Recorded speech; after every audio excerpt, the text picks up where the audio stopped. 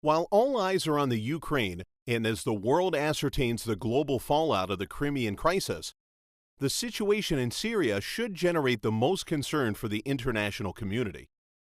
Today in Syria, al-Qaeda is regaining a strong foothold in the region. Meanwhile, the U.S. military efforts and the actions of our global and regional allies are working against the mission of the war on terror and adding to the destabilization of Syria. What started as Syrian citizens demonstrating against their government has turned into a complex and casualty-heavy civil war with over 140,000 lives lost. What was once a secular nation is now breaking under Taliban-style rules. In a nation where Muslims, Christians, Kurds, and even Jews lived in harmony, the radicalization of these rebel groups has given al-Qaeda the upper hand in orchestrating a devastating sectarian civil war. The UN calls the number of Syrians fleeing to other countries one of the largest refugee crises known in history.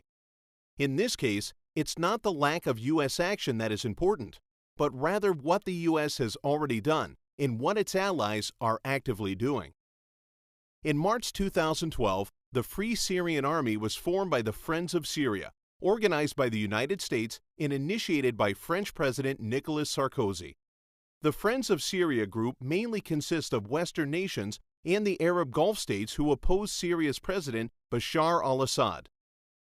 The United States and its allies promised to supply and support the newly formed Free Syrian Army in the revolt. But within months, the revolt turned into an armed insurgency when branches of al-Qaeda came to the fight in Syria for their own political gains. The Islamic State of Iraq and al-Nusra Front, both groups identified by the U.S. as terrorist organizations, hijacked the FSA revolt. Their ideologies are political and extremely radical.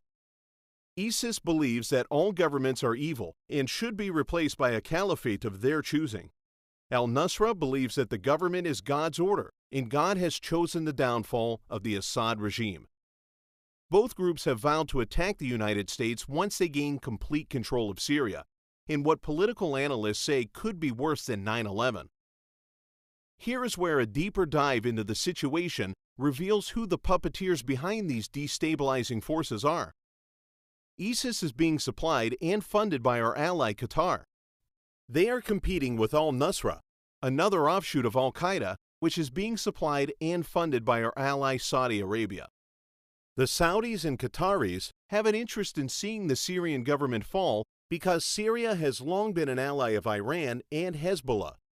Iran and Hezbollah have both been critical of the Gulf nations' funding and supplying of these exact terrorist groups around the world to destabilize nations and to further their political gains, as well as the Gulf nations' silence to Israel's ill treatment of the Palestinians. Yet the U.S. calls Qatar and Saudi Arabia allies and sells military weapons and equipment en masse to them. Qatar and Saudi Arabia say they are worried about Iran's nuclear ambitions. In addition, in fear of a similar 1979 Iranian revolution to overthrow U.S.-backed dictator the Shah, Saudi Arabia and Qatar have also expressed concern over Iran's revolutionary ideology spreading throughout the region, which would destabilize their own Gulf regimes. The strings continue to tangle as more groups have gotten involved. Turkey supported the Muslim Brotherhood early on in Syria and saw them as a way to reassert their influence in the region, like they once did through the Ottoman Empire. Early in the Syrian revolt, however, the Erdogan administration backed the Muslim Brotherhood in Syria, which later allied itself with al-Nusra.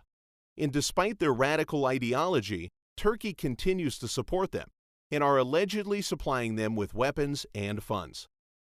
Over 75 rebel groups are now vying for power in Syria, along with the proxy war that is taking place there.